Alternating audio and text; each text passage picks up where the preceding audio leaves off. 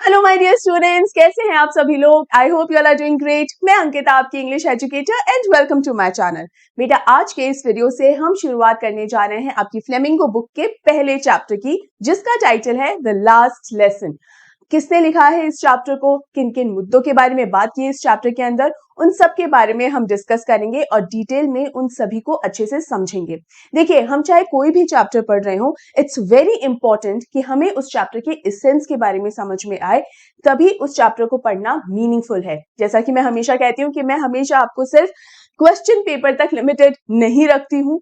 तो हम इस चैप्टर को भी जब समझेंगे तो बहुत सारी चीजों के बारे में जानेंगे, जैसे कि loss of identity, loss of culture, loss of freedom and loss of language. ये सारी चीजें हमारे लिए कितनी ज्यादा मायने रखती हैं, उन सभी चीजों को अच्छे से जानेंगे। लेकिन आगे बढ़ने से पहले और इन सब चीजों को समझने से पहले आपको एक बहुत जरूरी काम करना है, और वो ये कि आप इस वीडियो को लाइक कर दीजिए, ज्यादा से ज्यादा शेयर कर दीजिए, एंड मेक श्योर आप मेरे चैनल को भी सब्सक्राइब करें। टेलीग्राम चैनल ज्वाइन करना मत भूलिए, सारी पीडीएफ्स आपको वहीं मिलेंगे। आपको टेलीग्राम चैनल की लिंक इस वीडियो के डिस्क्रिप्शन बॉक्स में मिल जाएगी। तो बिना वक्त गवाए जल्दी से हम आगे बढ़ते हैं। ऑलराइट बेटा, तो यहाँ पर हम इस चैप्टर को शुरुआत करते हैं इस थॉट के साथ कि हमें हमारी फ्रीडम के मायने समझने की बहुत ज्यादा जरूरत है। इस चैप्टर के अंदर बेसिकली एक सडन रियलाइजेशन है, और रियलाइजेशन इस बात का कि हमें कुछ चीज सीखने के लिए बहुत लंबा समय था, लेकिन वो लंबा समय हमने इतना ज्यादा वेस्ट किया कि हमें एहसास ही नहीं हुआ कि वो समय कब चला गया, और जब एहसास हुआ तो गाड़ी छूट चुकी थी। मैं हमेशा आपसे ये कहती हूँ कि हमेशा हमेशा हमेशा समय का सदुपयोग करें, कभी भी टाइम को वेस्ट नहीं करें। Always invest your time, never waste it, right. तो इस चैप्टर के अंदर भी हमें कुछ ऐसी चीजें सीखने को मिलेंगी, और जैसा कि मैंने आपको पहले भी कहा था कि सिर्फ क्वेश्चन पेपर तक लिमिटेड मत रहिए, बहुत कुछ बढ़िया और बेहतरीन आप इस चैप्टर से सीख सकते हैं। तो ये मेरी रिक्वेस्ट भी है और मेरा सजेशन भी कि वो सारी चीजें सीखने की कोशिश कीजिएगा, राइट। तो हम आगे बढ़ते हैं और सबसे पहले समझते हैं इस चैप्टर के राइटर के बारे में। तो इस चैप्टर को लिखा है अल्फोंसे डोडे ने, और ये एक फ्रेंच नॉवेलिस्ट रहे हैं और शॉर्ट स्टोरी राइटर भी रहे हैं। इस चैप्टर में अल्फोंसे ने बात की है फ्रैंको प्रशियन वॉर के बारे में। अब ये जो फ्रैंको प्रशियन वॉर था, बेसिकली प्रशिया ने फ्रांस के ऊपर इन्वेड कर लिया था, यानी चढ़ाई कर ली थी और कब्जा कर लिया था। प्रशिया जो है जीत गई थी इसके अंदर। तो बहुत सारी फ्रेंच डिस्ट्रिक्ट्स जो थी वो कंट्रोल में आ गई थी प्रशिया के। इस चैप्टर के अंदर ऐसी ही दो डिस्ट्रिक्ट्स के बारे में बात हुई है, एक है अल्सेस और दूसरी है लॉरेन। ये जो मैप है वो आपके चैप्टर के अंदर भी दिया गया है, तो देखिए यहाँ पर है अल्सेस एंड लॉरेन, ये दोनों ही। अब आपको ये ध्यान रखना है, इन दोनों के नाम आपको ध्यान होने चाहिए। कई बार स्टूडेंट्स जो होते हैं ना, उनको जल्दी से नेम याद नहीं होते, तो वो क्या सिर्फ बोलते रहते हैं कि दो डिस्ट्रिक्ट्स। हाँ ठीक है, 2 डिस्ट्रिक्ट्स, लेकिन उनके नाम आपको पता होने चाहिए, राइट। आप जब भी क्वेश्चन भी आए और आपको आंसर भी लिखना हो, तो आप हमेशा नेम्स ही लिखेंगे। There were 2 districts that were invaded by Prussia, नहीं, आप इस तरह से नहीं लिखेंगे। यू आर इन क्लास 12, तो आपकी जो राइटिंग स्टाइल है वो इस तरीके से थोड़ी सी सीरियस साउंड करनी चाहिए। कैजुअल एटीट्यूड आपकी राइटिंग से नहीं झलकना चाहिए, ठीक है। तो यहाँ सबसे पहली बात तो मैंने ये बता दी, और ये भी बता दिया कि इसका जो बैकड्रॉप है स्टोरी का वो है फ्रैंको प्रशियन वॉर, ठीक है। अब आगे बढ़ते हैं और लाइन बाय लाइन एक्सप्लेनेशन समझते हैं। तो देखिए, I started for school very late that morning and was in great dread of a scolding, especially because Monsieur Hamel had said that he would question us on participles and I did not know the first word about them. अब यहाँ पर ये जो I है वो कौन है बेटा? ये I है फ्रांस।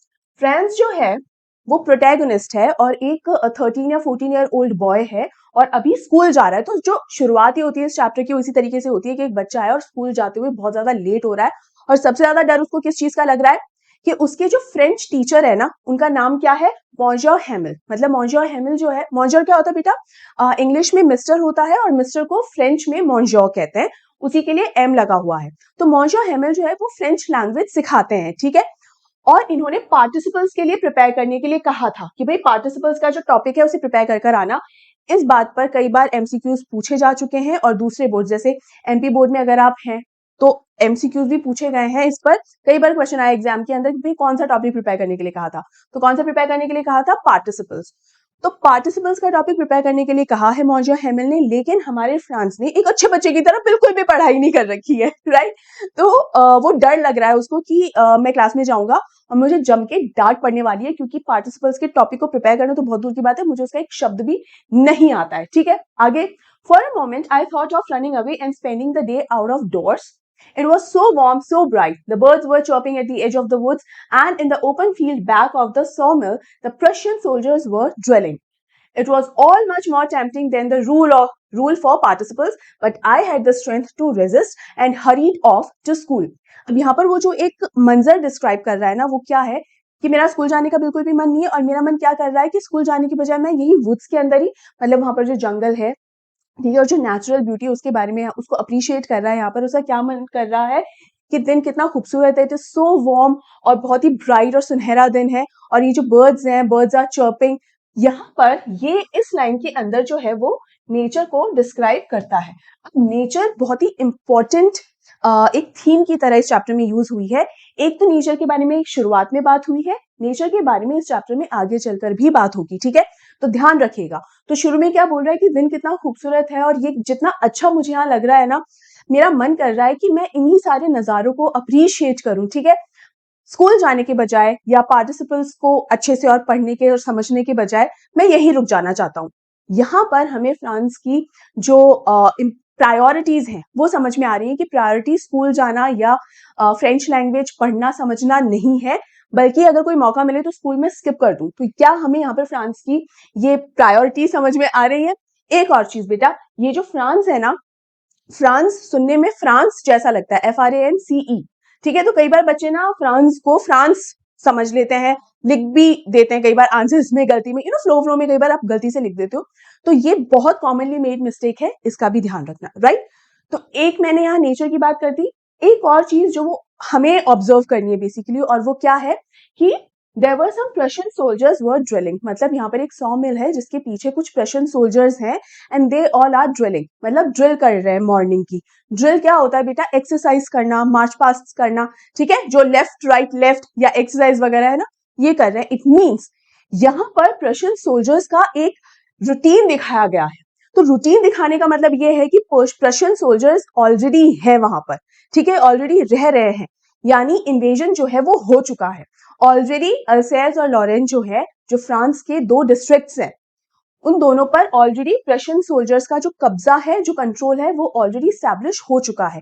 तो हमें ना लाइंस पढ़कर धीरे धीरे ये चीजें समझने की कोशिश करनी चाहिए, और ये आइडिया लगाना चाहिए कि अच्छा ठीक है, ऑलरेडी प्रशियन सोल्जर्स यहाँ है, it means already under control है प्रशियन सोल्जर के। क्या चीजें कंट्रोल है?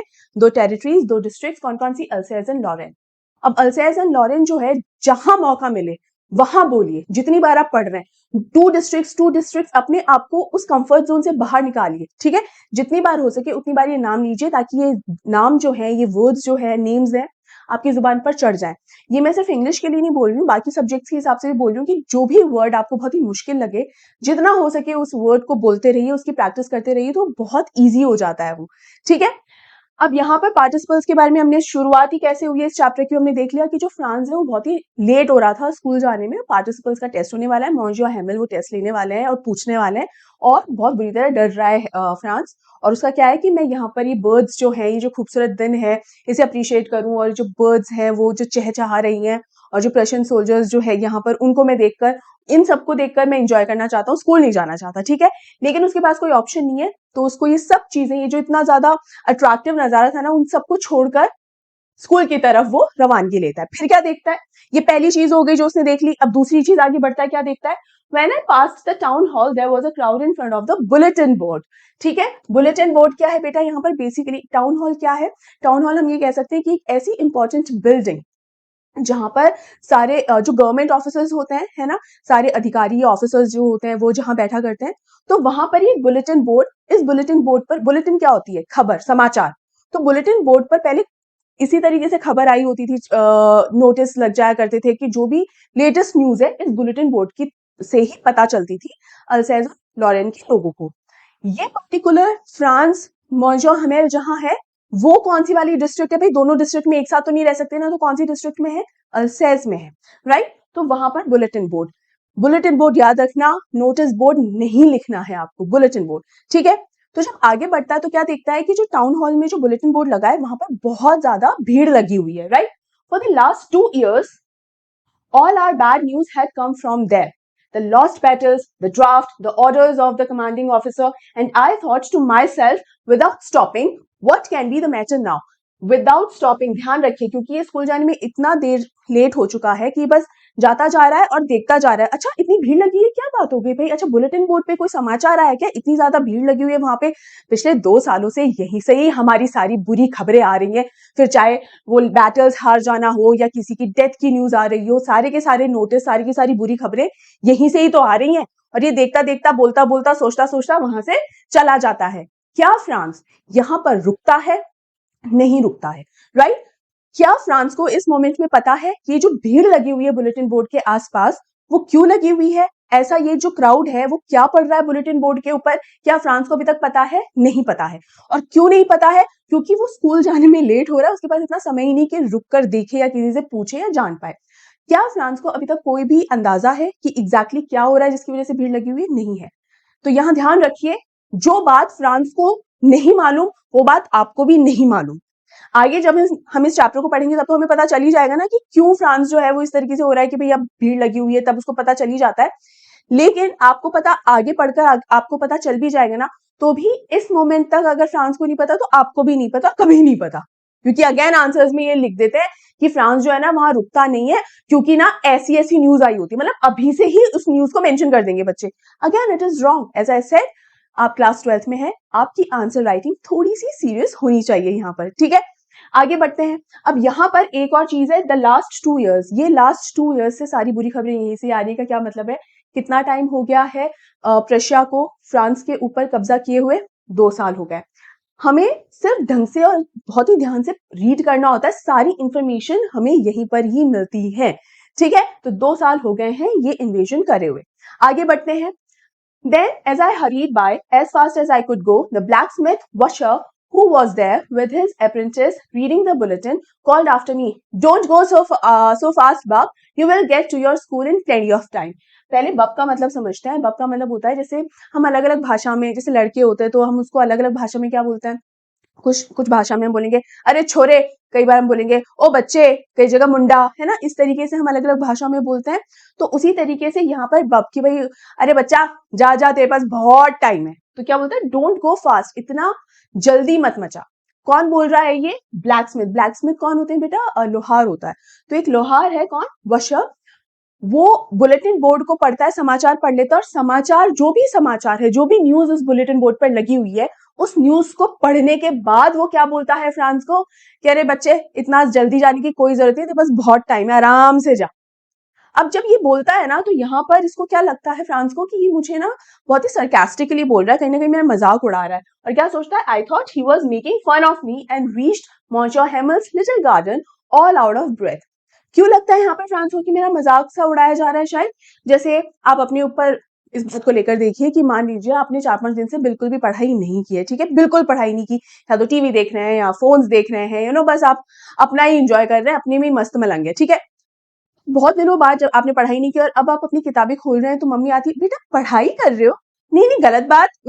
पढ़ते थोड़ी है, पढ़ना तो बहुत गलत बात, बंद कर दे, बंद कर दे, किताब जो है बंद कर दे। नाउ यू टेल मी, यहाँ पर ये जो मम्मी बोल रही है, क्या जेन्युइनली बोल रही मम्मी की पढ़ाई करना बुरी बात है, या मम्मी का एकदम घनघोर ताना आ रहा है हमारे ऊपर? आई एम श्योर आप सब लोग ऑप्शन 2 ही सिलेक्ट करेंगे कि घनघोर ताना आ रहा है। उसी तरीके का ताना यहाँ पर फ्रांस अपने ऊपर समझता है कि ये जो वशर है ना, एक तरफ तो मैं लेट हो रहा हूँ स्कूल जाने के अंदर, और इसीलिए मुझे ताना दे रहा है कि आराम से जा, आराम से, कोई जल्दी नहीं, आराम से जा, आराम से। लेकिन फिर भी हमारा जो फ्रांस है रुकता नहीं है, जल्दी जल्दी स्कूल जाता है, और फाइनली मॉन्सियर हेमेल जो है उनके स्कूल में पहुंच जाता है। वो स्कूल कोई बहुत बड़ा स्कूल नहीं है, मॉन्सियर हेमेल ने ही उसे पूरी तरीके से सेटल किया है। वहाँ एक ब्यूटीफुल सा गार्डन भी है, और मॉन्सियर हेमेल ने ही उसे अच्छे से सजाया है, उसका ध्यान रखते हैं, सजाया है, उसका बहुत ध्यान रखते हैं, राइट? अब आगे क्या होता है? Usually, when school began, there was a great bustle, which could be heard out in the street. The opening and closing of desks, lessons repeated in unison, very loud, with our hands over our ears to understand better, and the teacher's great ruler rapping on the table. But now it was all so still. I had counted on the commotion to get to my desk without being seen. But of course, that day everything had to be as quiet as Sunday morning. क्या बात हो रही है यहाँ पर? देखो, ये बता रहा है कि जैसे ही मैं स्कूल पहुंचा ना, तो वहां का जो मुझे मंजर देखने को मिला वो एकदम अलग था। भाई यूजुअली जब मैं स्कूल आता हूँ तो मुझे किस तरीके का मंजर देखना पड़ता है? मतलब कैसा मंजर देखना होता है कि भाई हर तरफ जो है चहल पहल है। ये जो वर्ड लिखा हुआ है ना बसल, इसका मतलब क्या है भाई, आप भी अपने स्कूल में जाते हैं तो वहां क्या सन्नाटा छाया होता है कि जब स्कूल जाते हैं? नहीं ना। पेरेंट्स जो है बच्चों को स्कूल ड्रॉप करने आए होते हैं, जो बस है वो स्टूडेंट्स को लेकर आई होती है, टीचर्स आ रहे होते हैं, ठीक है। कोई लेट हो रहा है तब भागते हुए एकदम जा रहा होता है कि भाई मैं लेट ना हो जाऊं वरना पनिशमेंट मिलेगी, ठीक है। बच्चे जो हैं प्रेयर्स में जा रहे होते हैं, कुछ बच्चे खेल रहे होते हैं, है ना। इस तरीके का कुछ नजारा होता है आपके स्कूल में। यहाँ इसके स्कूल में भी इसी तरीके की कुछ बात कह रहा है कि मैं भी अपने स्कूल में जब पहुंचता हूँ ना हमेशा, तो सुबह ना एक चहल पहल, अलग ही रौनक रहती है, अलग ही एक शोर सा रहता है, ठीक है। और क्या क्या कहता है कि भाई बच्चे आ रहे हैं, opening and closing of the desk, जो डेस्क है उसको ऐसे ओपन करके बच्चे बैठते हैं, बंद कर रहे हैं, भाई सुबह सुबह बच्चे आ रहे हैं। उसके अलावा टैपिंग ऑफ द रूलर, भाई जो स्केल है, जो मॉन्शो हैमिल है, वो क्लास के अंदर एकदम डिसिप्लिन क्रिएट करने के लिए ना एक से दूसरी तरफ जा रहे हैं, और जो रूलर है उसको भी बेंचेस पे ऐसे टैप करते हुए जा रहे हैं ना, एकदम ठप ठप, बिल्कुल डिसिप्लिन मेंटेन करने के लिए, है ना, कि भाई सब लोग आ गए हैं ना, प्रॉपर्ली ड्रेस्ड अप तो है ना, इस तरीके से यूनिफॉर्म तो अच्छे से पहनी हुई है ना, राइट। तो हमेशा कोई ना कोई इस तरीके की आवाज और ऐसी चहल पहल और ऐसी बसलिंग साउंड रहता ही है। लेकिन आज कैसा सन्नाटा है, as quiet as Sunday morning. भाई संडे को कोई भी नहीं आता है स्कूल में, राइट, तो एकदम सन्नाटा होता है भाई। बिल्कुल आज वैसा ही लग रहा है कि मानो छुट्टी है, मानो संडे का दिन है, राइट। क्यों है ऐसा? Again a confusion. भाई पहला कंफ्यूजन क्या आया था कि बुलेटिन बोर्ड के सामने इतने लोग क्यों खड़े हुए हैं, ये पहला कंफ्यूजन था। ये दूसरा कंफ्यूजन आया यहाँ पर, इतना सन्नाटा क्यों है भाई, राइट। अब यहाँ एक चीज, सन्नाटा क्यों है इसका आंसर तो हमें मिलेगा ही, लेकिन जब इससे रिलेटेड क्वेश्चन भी आता है ना बेटा, तो आपको एक चीज ध्यान क्या रखनी है। आपको जब भी इस दिन को कंपेयर करना है संडे से, तो आप सीधा ये नहीं लिखेंगे that day was like Sunday morning, ऐसा नहीं लिखेंगे। बच्चे ऐसा लिख देते हैं कि संडे मॉर्निंग जैसा वो दिन लग रहा था। संडे मॉर्निंग जैसा दिन क्या लग रहा था? संडे मॉर्निंग कहाँ का संडे मॉर्निंग? भाई आपकी छुट्टी होती है, आप घर पे होते हो, आप तो बड़े एंजॉय कर रहे होते हो, अपना मनपसंद कोई सीरीज देख रहे होगे, या कोई शो देख रहे होगे, या कुछ भी अपने मनपसंद का जो भी काम है वो आप कर रहे होगे, राइट, या पढ़ाई कर रहे होगे, वट एवर, है ना, जो भी आप कर रहे हो, ठीक है। आपको ये बता भाई संडे मॉर्निंग की वो कौन सी खासियत है जिसे कंपेयर किया गया है उस दिन से? सन्नाटा, शांति। ये चीज ध्यान रखेगा, बहुत ही छोटी छोटी और बारीक चीज आपको बता रही हूँ, क्योंकि वाकई में बच्चे इसको लेकर ना बहुत गलतियां करते हैं, ठीक है। और ये जो प्रैक्टिस है, चाहे छोटी छोटी चीजों की है, लेकिन ये प्रैक्टिस अभी से डाल लो, आपके बाकी सब्जेक्ट्स को प्रिपेयर करने में भी ध्यान आएगी, क्योंकि आपका दिमाग इसी तरीके से फिर प्रिपेयर हो जाता है कि हर चीज का, हर छोटी बड़ी चीज का आप फिर ध्यान रखते हो, राइट। आप केयरफुल रहते हो, अलर्ट रहते हो उस चीज को लेकर, ठीक है ना। तो यहाँ पर जब आपको इस पर्टिकुलर डे को जब संडे मॉर्निंग से कंपेयर करना है, तो संडे मॉर्निंग की कौन सी क्वालिटी के साथ आप कंपेयर कर रहे हो? उसकी क्वाइटनेस के साथ, that that day was as quiet as Sunday morning, right. तो क्वाइटनेस लिखना, ये क्वाइट शब्द का यूज करना, या साइलेंट वर्ड भी आप यूज करो तो इट्स फाइन, लेकिन क्वाइट आपके चैप्टर में ही दिया हुआ है तो इट्स बेटर कि आप यही वर्ड यूज करें, ठीक है। तो आगे बढ़ते हैं। Through the window, I saw my classmates already in their places and Monsieur Hamel walking up and down with his terrible iron ruler under his arm. I had to open the door and go in before everybody. You can imagine how I blushed and how frightened I was. अब यहाँ वो window से देखते हैं कि France जो है अंदर देखता है कि भाई सारे बच्चे आ चुके हैं, डेस्क पे बैठे हुए हैं, और जो मॉन्जो हैमिल भी है, उनकी जो रूलर है, द टेरिबल रूलर, वो भी उन्होंने अपनी बाजू के अंदर पकड़ रखी है, और वो क्लासरूम के अंदर एक से दूसरी तरफ, दूसरे से पहली तरफ चक्कर काट रहे हैं, ठीक है। और ब्लश मतलब इसको घबराहट हो रही है, तो ये थोड़ा सा ना डर लग रहा है, चेहरा जो है घबराहट से थोड़ा लाल हो गया है कि अरे बाप रे अब ना डांट पड़ी। अब यहाँ हमें दो चीजें पता चलती है। पहली चीज ये, मॉन्जो हैमेल के बारे में हमको एक चीज, सॉरी मॉन्जो हैमिल, ठीक है, उनके बारे में हमें क्या पता चलता है? That he is very strict, actually over strict कहना चाहिए हमें, बहुत ही ओवर स्ट्रिक्ट टीचर है वो, और बहुत ही ज्यादा डिसिप्लिन्ड है, ठीक है। और बहुत ज्यादा ही थोड़ा सा बच्चों को हमेशा ये लगता है कि since he is so cruel, मतलब क्रूअल जैसा उनकी एक छवि बच्चों के दिमाग में है। ये पहली चीज मॉन्शो हैमिल के बारे में हमें पता चलती है। दूसरी चीज हमें क्या पता चलती है? रूलर, ये जो है ना आयरन रूलर, ये जो आयरन रूलर है इसके साथ टेरिबल वर्ड यूज हुआ है। भाई रूलर तो रूलर है, लाइन खींचने के भी काम आती है, लगा देने के काम भी आती है। Why it is terrible? Because the way Monsieur Hamel uses it, right? कि उससे कई बार हाथ आगे करो और उससे फिर मारते भी हैं। तो इससे हमें समझ में आता है भाई हमें क्यों पता चला कि मॉन्शो हैमिल जो है वो बहुत ही स्ट्रिक्ट होंगे या ओवरटली स्ट्रिक्ट होंगे। हमें कैसे पता चल रहा है? इसीलिए क्योंकि उनकी जो आयरन रूलर है उसके लिए टेरिबल वर्ड यूज हुआ है, विच मीन्स कि वो बहुत ही ज्यादा स्ट्रिक्ट होंगे, और उससे रूलर से जो है बच्चों को कई बार हो सकता है मारते भी होंगे। और ऐसे में फ्रांस को ज्यादा डर लग रहा है क्योंकि वो लेट है, ठीक है। तो पहली गलती ये है कि वो लेट है, दूसरी गलती ये होगी अब कि उसको पार्टिसिपल्स नहीं आता, तो जैसे ही क्वेश्चन पूछा जाएगा वैसे ही नील बटे सन्नाटा। तो उसके दिमाग में पूरा है कि आज मेरा स्वागत रूलर, जूते, चप्पल और थबाड़े से होगा राइट। तो बहुत घबरा रहा है। आगे क्या होता है, नथिंग हैपेंड। जो उसने सोच रखा था कि आज तो मुझे बहुत ही भयंकर डांट पड़ेगी या हो सकता है मेरी पिटाई भी हो जाए, ऐसा तो कुछ होता ही नहीं है, एकदम विपरीत होता है। क्या होता है, Monsieur Hamel saw me and said very kindly। इतना स्ट्रिक्ट टीचर जो हमेशा बहुत ही ज्यादा डिसिप्लिन रहता है, बच्चों के साथ बिल्कुल स्ट्रिक्ट रहता है हमेशा, वो बहुत ही प्यार से बात करता है और क्या कहता है, go to your place quickly little France, we were beginning without you. मतलब एक तरीके से बहुत ही अच्छे तरीके से उससे बात करता है और उसको क्लासरूम के अंदर वेलकम करता है। मतलब सिर्फ उसको परमिशन नहीं देता कि हाँ भाई आ जा, कहीं ना कहीं उसको वेलकम भी कर रहा है कि हम बस शुरू करने ही जा रहे थे तुम्हारे बिना, अच्छा हुआ तुम आ गए हो, जल्दी से आ जाओ और अपनी जगह पर बैठ जाओ, राइट। तो ये इससे ये हमें समझ में एक चीज आती है कि यहाँ पर जरूर एक कोई ना कुछ ऐसा हुआ है जिसकी वजह से मॉन्शो हेमिल जो है उनका एटीट्यूड के अंदर चेंज आया है ना। यहाँ एक चीज ध्यान रखते जाना, पहला डाउट, पहला कंफ्यूजन जो था, या नॉट एक्चुअली कंफ्यूजन, पहला क्वेश्चन मार्क जो यहाँ पर फ्रांस के दिमाग में है वो क्या है कि उसको पता है क्या कि बुलेटिन बोर्ड पर क्या न्यूज आई थी, उसको अभी तक नहीं पता। कोई कंफ्यूजन नहीं चल रहा है, लेकिन ये बस हमको एज रीडर्स याद रखना है कि भाई तब क्या हुआ था, तब क्या हुआ था। तो आप ध्यान रखिए, अभी तक फ्रांस को नहीं मालूम ना कि बुलेटिन बोर्ड पर क्या न्यूज आई थी, नहीं पता।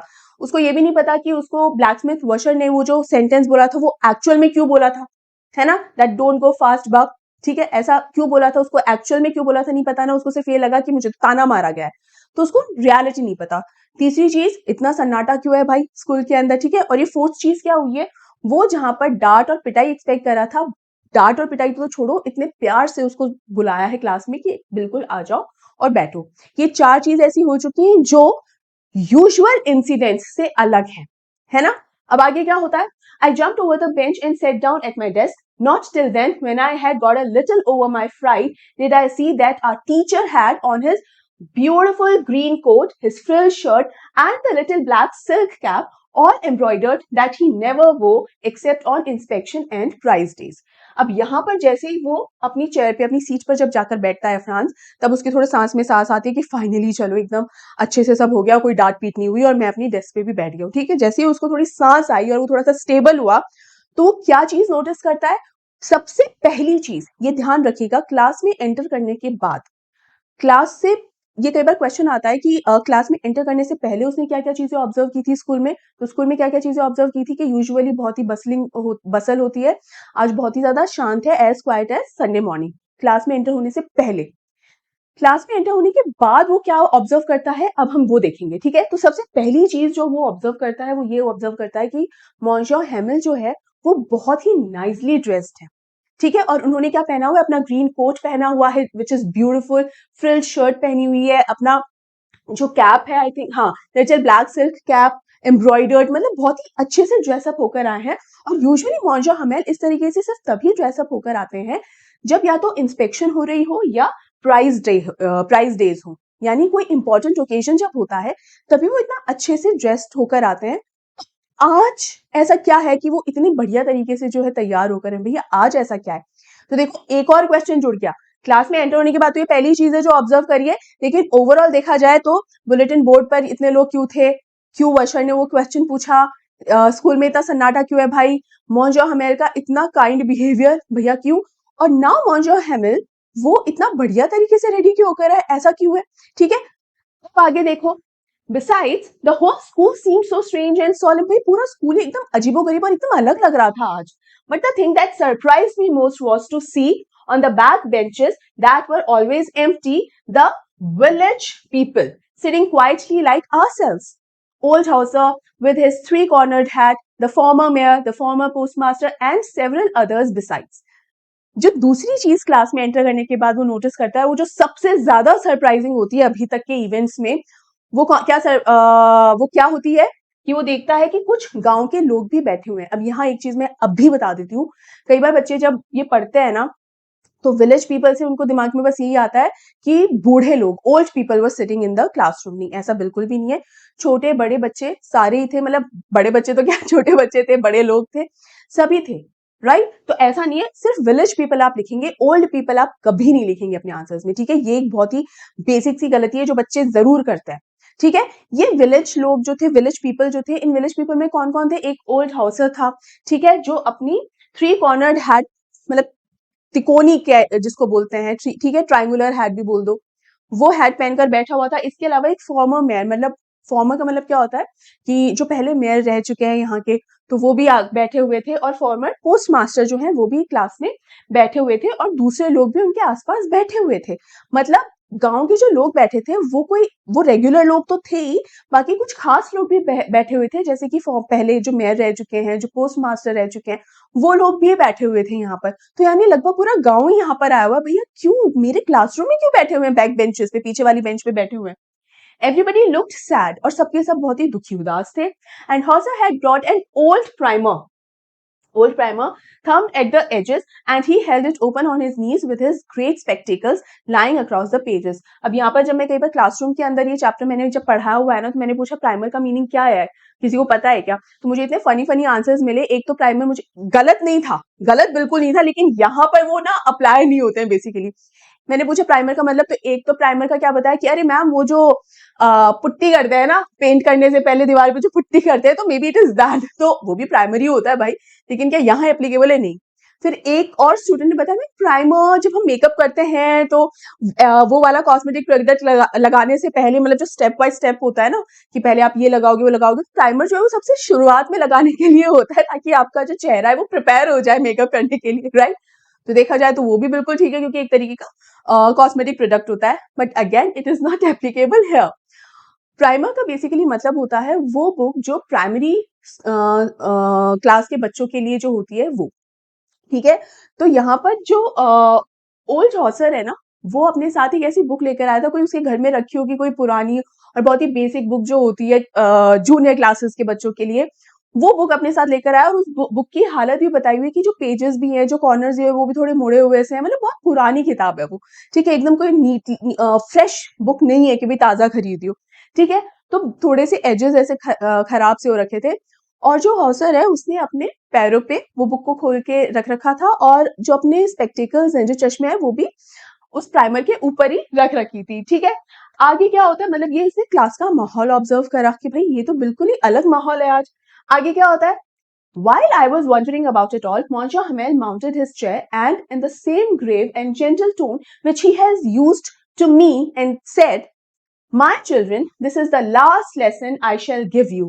The order has come from Berlin to teach only German in the schools of Alsace and Lorraine." अब जब हमारा फ्रांस ये सारी चीजें जब बस सोच रहा था ना, और देख रहा था, ऑब्जर्व कर रहा था कि अच्छा यहाँ पर गांव के लोग भी बैठे हुए हैं, आज तो हमारे मौजूद हमें बहुत बढ़िया तरीके से तैयार हुए हैं, बात भी मुझसे इतनी अच्छी तरीके से किया, गांव के लोग यहाँ क्यों बैठे हुए हैं, और ये प्राइमरी क्यों लेकर आया हौजर, क्या चक्कर है, क्या चक्कर है? जब वो ये सब कुछ सोच रहा था ना, तभी मॉन्जो हमेल ने अपनी बात कहना शुरू किया।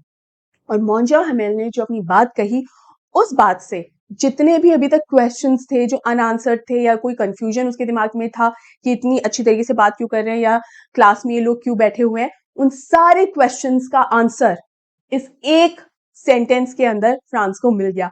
और वो सेंटेंस क्या था? क्या कहते हैं मॉन्जो हैमिल कि my children, this is the last lesson I shell give you. आज का मेरा ये जो लेक्चर होने वाला है, ये मेरा आप लोगों को आखिरी लेक्चर है, क्योंकि the order has come from Berlin. Berlin से ऑर्डर्स आ चुके हैं, और वो ऑर्डर्स क्या है? That only German will be taught in the schools of Alsace and Lorraine, कि अब से अल्सेज और लॉरेन में जितनी भी स्कूल्स हैं, वहां पर सिर्फ जर्मन लैंग्वेज पढ़ाई जाएगी ना। ये सेंटेंस बहुत ही स्मार्टली फ्रेम किया हुआ आंसर सेंटेंस है। कैसे? ये भी कहा जा सकता था कि फ्रेंच लैंग्वेज नहीं पढ़ाई जाएगी, राइट?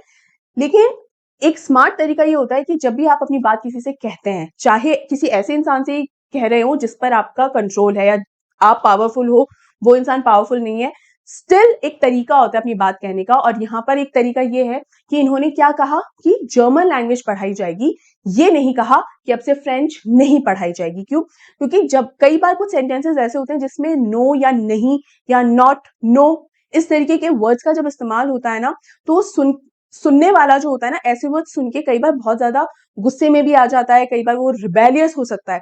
तो कभी भी सामने वाले को रिबेलियस होने का कारण नहीं देना चाहिए, राइट? क्योंकि जब हम किसी को रिबेलियस होने का कारण दे देते हैं तो हमारा जो कंट्रोल उनके ऊपर है वो कंट्रोल चले जाने की पूरी पूरी फिर चांसेस हो जाते हैं कि भाई सामने वाला गुस्से में आ गया, मतलब अब उसको कोई फर्क नहीं पड़ रहा कि वो जी रहा है, मर रहा है, क्या है, अब वो लड़ेगा, ठीक है, क्योंकि कहीं ना कहीं उसके ईगो पर बात आ गई है या इस तरह से। तो कभी भी हम हमारे सेंटेंसेस को फ्रेम करते हैं ना, दो सेंटेंसेस इस तरीके से हमेशा फ्रेम करने चाहिए कि सामने वाले को हम रिबेलियस होने का या हमारे अगेंस्ट में जाने का कोई कारण ना दे। इसीलिए यहाँ पर इस सेंटेंस का यूज करने की बजाय कि अब से फ्रेंच लैंग्वेज नहीं पढ़ाई जाएगी, क्या यूज किया गया है कि सिर्फ जर्मन लैंग्वेज ही पढ़ाई जाएगी, राइट? यानी ये लेक्चर जो है वो आखिरी लेक्चर होने वाला है फ्रेंच लैंग्वेज का, ठीक है। The new master comes tomorrow, और जो आपके जर्मन के जो टीचर होंगे, जो मास्टर हैं, वो कल आ जाएंगे। This is your last French lesson. आज जो मैं आपको पढ़ाने वाला हूं हमारी आखिरी क्लास होने वाली है, लास्ट लेक्चर होने वाला है, and I want you to be very attentive. और सिंस ये एक तरीके से सिर्फ लास्ट क्लास नहीं, एक लास्ट चांस है फ्रेंच लैंग्वेज सीखने का, तो मैं बिल्कुल चाहूंगा कि आप पूरी तरीके से अटेंटिव रहें। अब यहां अगर देखें, इस तरीके के ऑर्डर के लिए किसने उम्मीद करी थी या किसने कभी इमेजिन किया था, एक्सपेक्ट किया था कि ऐसा कोई ऑर्डर आ जाएगा कि अचानक से ये अनाउंस हो जाएगा that this is going to be the last French lesson? किसी ने भी उम्मीद नहीं की थी। लेकिन ये इस तरीके का एक तरीके से एक बम सा फोड़ा गया इन सबके सर पे कि कोई इस न्यूज के लिए, इस खबर के लिए प्रिपेयर्ड ही नहीं था। And since this is going to be the last lesson by Monsieur Hamel, इसीलिए इस चैप्टर का जो टाइटल है वो है द लास्ट लेसन। और ये टाइटल जो है, इससे हमें ये समझ में आता है the relevance importance of this particular lecture. जिस तरीके से इस लेसन के अंदर सारे के सारे स्टूडेंट्स और जो गांव के लोग हैं, जो सारे के सारे क्लास में आ गए थे, ये लेक्चर उनके लिए कितना मायने रख रहा था। ये सिर्फ एक लेक्चर नहीं था, ये एक आखिरी मौका था, वो आखिरी चांस जब वो अपनी लैंग्वेज सीख सकते थे, right? That's why this title, The Last Lesson, is perfectly appropriate, is perfectly relevant, right? इसके अलावा एक चीज और नोटिस कीजिए कि यहाँ मौजूद हेमिल ने जो बात कही है, क्या फ्रांस को सारे क्वेश्चंस का आंसर मिल गया? अच्छा, बुलेटिन बोर्ड पर ये न्यूज थी, अच्छा ये न्यूज सारे के सारे लोग पढ़ रहे थे, जो जिसका क्राउड, जो भीड़ जमा थी बुलेटिन बोर्ड के इर्द गिर्द। अच्छा, इसलिए ब्लैक स्मिथ वर्शर ने मुझसे बोला था कि भाई जल्दी जल्दी जाओ, आराम से, अब तो तेरे पास बहुत टाइम है। क्यों? क्योंकि अब और लेक्चर्स तो होने वाले हैं नहीं, तो अब क्या प्रॉब्लम है, अब तो कोई दिक्कत है ही नहीं, जाओ, कितने भी आराम से चले जाओ। ताना नहीं मार रहा था भाई, वो तो सही बोल रहा था। अच्छा, पूरी स्कूल इसीलिए सन्नाटे में थी, स्कूल जो है was as quiet as Sunday morning, क्योंकि सब लोग बहुत उदास थे। अच्छा, इसलिए मॉन्जो हेमिल जो है इतना अच्छे से उन्होंने मुझे बुलाया, क्योंकि वो आज के दिन को खास बनाना चाहते थे और वो किसी को भी डांटना नहीं चाहते थे। He didn't want to scold anyone, इसीलिए उन्होंने मुझसे मेरे लेट आने के बावजूद इतनी अच्छी तरीके से बात की। ही वाज पोलाइट इनफ, इसलिए मॉन्जो हेमिल ने इतने अच्छे से ड्रेसअप होकर आए थे। अच्छा, इसीलिए क्योंकि वो अपनी इस लैंग्वेज को एक ट्रिब्यूट देना चाहते थे, अपनी इस लैंग्वेज को एक रिस्पेक्ट देना चाहते थे कि आज का दिन खास बनाने के लिए उन्होंने ये ड्रेस पहनी। तो आज का दिन जो कि लास्ट लेसन होने वाला है, इस दिन को खास बनाने के लिए उन्होंने इस तरीके से अपने आप को ड्रेस्ड अप किया है, राइट? इसीलिए इसी बात की वजह से सारे के सारे गांव वाले क्लास में आ गए, क्योंकि ये सारे के सारे गांव वाले जो है वो अपनी लैंग्वेज को भी, अपने नेशन को भी एंड मॉन्जो हेमिल को भी रिस्पेक्ट और ट्रिब्यूट पे करने के लिए आए हैं। All right, now I know कि ये सब कुछ क्यों हो रहा है, why the day today is so different, क्यों आज के इवेंट्स इतने अलग थे, क्यों आज का जो कुछ भी रूटीन था, आज का जो भी रूटीन था वो यूजुअल रूटीन से बिल्कुल अलग था। एक बात ने, एक इंफॉर्मेशन ने सारा का सारे क्वेश्चंस को आंसर कर दिया एक ही बार में, ठीक है। अब ये न्यूज का क्या असर पड़ता है फ्रांस के ऊपर, let's see. What are thunder clap these words were to me. Thunder clap मतलब एकदम बिजली सी गिरी फ्रांस के ऊपर कि भैया एकदम ये क्या हुआ, बिल्कुल उम्मीद नहीं थी, है ना। Oh, the wretches, that was what they had put up at the town hall. Wretches मतलब वही न्यूज़पेपर, न्यूज के बारे में बात कर रहा था जो बुलेटिन बोर्ड पे। अच्छा, ये खबर वहां पे छाप रखी थी क्या बुलेटिन बोर्ड पे? My last French lesson, he was not ready for this news कि ये मेरा लास्ट लेक्चर होने वाला है। कहाँ उम्मीद थी उसको कि जहां मैं जाने के लिए इतना ज्यादा भागता हुआ आया हूं और जहां मैं बिल्कुल आना ही नहीं चाहता था, एक्चुअल में वो मेरा लास्ट लेक्चर होने वाला है। Why? I hardly knew how to write. I should never learn anymore. I must stop there then. Oh, how sorry I was for not learning my lessons, for seeking birds' eggs or going sliding on the saw. My books that had seemed such a nuisance a while ago, so heavy to carry, my grammar and my history of the saints, were old friends now that I couldn't give up. And Monsieur Hamel too. The idea that he was going away, that I should never see him again, made me forget all about his ruler and how cranky he was. क्या बात हो रही है यहाँ पर? उसको बिल्कुल यकीन नहीं आ रहा और वो अपनी किताबों के बारे में क्या बोलता है, स्पेशली अपनी बुक्स के बारे में बोलता है कि अभी तक तो मुझे ढंग से लिखना पढ़ना आता ही नहीं, प्रॉपर आता ही नहीं। जैसे अगर मैं हिंदी लैंग्वेज के बारे में बात करूं, तो सिंस हमारे घर में वो माहौल होता है, जैसे हिंदी लैंग्वेज तो हम हमेशा से हिंदी बोलते आए। आपकी कोई भी रीजनल लैंग्वेज हो सकता है गुजराती, मारवाड़ी या भोपाली लैंग्वेज भी होती है, एक टोन होता है, एक्सेंट होता है ना। तो आप बचपन से जिस भाषा में बात कर रहे होते हो ना, वो भाषा आपको बोलने में तो ऐसा चाहती है, लेकिन जरूरी नहीं आपको लिखने में भी आए। ठीक है, जैसे मारवाड़ी लैंग्वेजेस और भी बहुत सारी लैंग्वेज है, लेकिन मारवाड़ी सिंस थोड़ा बहुत मैं समझती हूँ, तो बहुत सारे ऐसे लोग हैं कि मारवाड़ी बिल्कुल बोलते हैं लेकिन लिखने में नहीं आती है उनको। क्या उसकी ग्रामर उनको आएगी? नहीं। क्या रूल्स मालूम है उसके? बिल्कुल भी नहीं पता। तो यहाँ पर कई बार बच्चों को ये होता है कि अरे लिखनी नहीं आती, पढ़नी नहीं आती, ऐसे कैसे? बोलते तो होंगे ही ना आपस के अंदर, तो पता तो होगा ही कि किस तरीके से फ्रेंच लैंग्वेज कैसी क्या होती है। तो सिर्फ बोलना ही आता है फ्रेंच लैंग्वेज के अंदर, उसको उसको पढ़ना या लिखना नहीं आ सकता। ठीक है, सिर्फ बातें ही हो सकती हैं। और अगर आपको कोई भाषा पढ़नी नहीं आती है, तो उस भाषा में दी हुई कोई भी इंफॉर्मेशन आपके लिए तो जीरो ही हुई, क्योंकि आप तक वो इंफॉर्मेशन पहुंच ही नहीं सकती, है कि नहीं? तो यहाँ पर ये वाली बात हो रही है बेसिकली। ठीक है, आगे क्या होता है यहाँ पर? वो अपने बुक्स के लिए क्या बोलता है कि थोड़ी देर पहले मुझे ये बुक्स क्या लग रही थी, सच अ न्यूसेंस, कि क्या है ये किताबें मुझे पढ़नी होंगी, और सो हैवी टू कैरी, मतलब वो मुझे एक बोझ की तरह लग रही थी, मुझे एक बर्डन की तरह लग रही थी। और सडनली जब मुझे ये पता चला है कि आखिरी मौका है इन बुक्स को पढ़ने का, तो अचानक से ये बुक्स मेरे लिए कैसी हो गई हैं, लाइक ओल्ड फ्रेंड्स। क्योंकि इन बुक्स के अंदर सिर्फ यूं ही कुछ वर्ड्स नहीं लिखे हुए, ये सभी बुक्स जो हैं वो मेरा इतिहास है, मेरे सेंस का। यहाँ पर सेंस का मतलब ये है कि हमारा कल्चर है पूरा का पूरा, जितना भी पुराना कल्चर हमारा है, जब से शुरू हुआ, किसने कितनी सेक्रीफाइसेस दिए होंगे, ठीक है, किसने कितनी खूबसूरती से अगर कोई चीज इन्वेंट करी है तो कैसी की होगी, राइट, इन सब चीजों के बारे में लिखा होगा। जैसे हमें भी हमारे कल्चर के बारे में, संस्कृति के बारे में ये सब हमको पढ़ने को मिलता है कि नहीं मिलता? तो हम तो उसे पढ़ ही नहीं पाएंगे। बेसिकली ये हमारा इतिहास है और हमारी हिस्ट्री ही हमारी आइडेंटिटी होती है। अगर हमें हमारी हिस्ट्री के बारे में नहीं पता होगा ना, तो बेसिकली हमें हमारे खुद के बारे में ही नहीं पता होगा कि हम कौन है, कहाँ से आए हैं, क्या है, राइट। तो यहाँ पर इसको रियलाइजेशन होता है कि अरे अब तो मुझे ये सब कुछ जानने का कोई मौका मिलेगा ही नहीं, मैं तो ये सब कुछ कभी नहीं पता कर पाऊंगा, राइट। सो ये बुक्स जो थोड़ी देर पहले इसको एकदम बर्डन लग रही थी, न्यूसेंस लग रही थी, अचानक से इसे अपने ओल्ड फ्रेंड्स जैसे लगने लगी।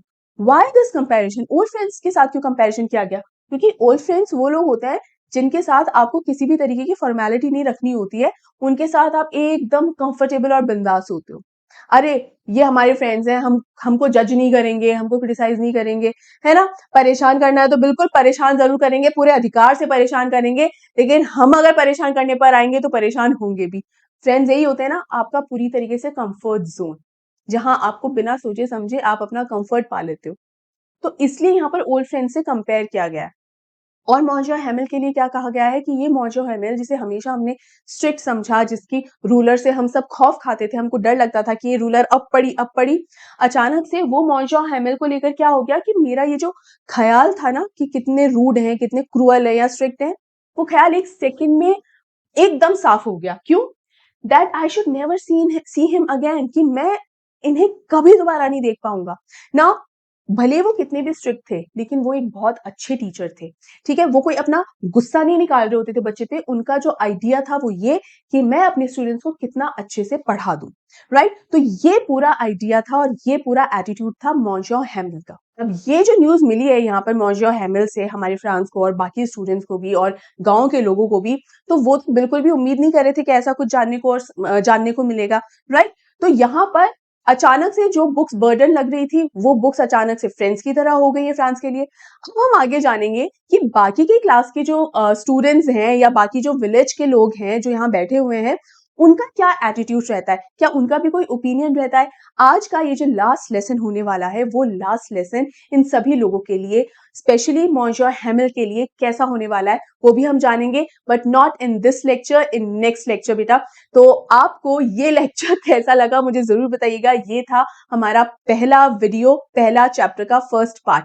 अब यहाँ पर मैं आपको एक चीज और बता दूं, जो आपके क्लास 12 के जो चैप्टर्स है ना वो दे आर क्वाइट लेंदी, ठीक है। दूसरा, मैं बिल्कुल भी ये नहीं चाह रही हूँ कि शॉर्टकट में आपको बस समझा दूं, मैं इसको एक वीडियो के अंदर भी पूरा कंप्लीट कर सकती थी, but I am not willing to do that. मैं ये चाहती हूँ कि आपको मैं अच्छे से समझाऊं, बट डोंट वरी, वीडियोस जो हैं वो रेगुलर आते रहेंगे, बैक टू बैक आते रहेंगे। और बिल्कुल भी ये मत समझिएगा कि आपका सिलेबस बहुत धीरे धीरे होगा, नहीं, बस आपको रेगुलर बने रहना है, अपना बैकलॉग नहीं रखना है। और डाउट्स आए तो डाउट्स हाथों हाथ मुझसे पूछ लेना है, डाउट्स लेकर तो आगे बेटा चलना ही नहीं है, राइट। तो आपको ये वीडियो कैसा लगा, लेक्चर अभी तक कैसा लगा, आप मुझे जरूर बताइएगा।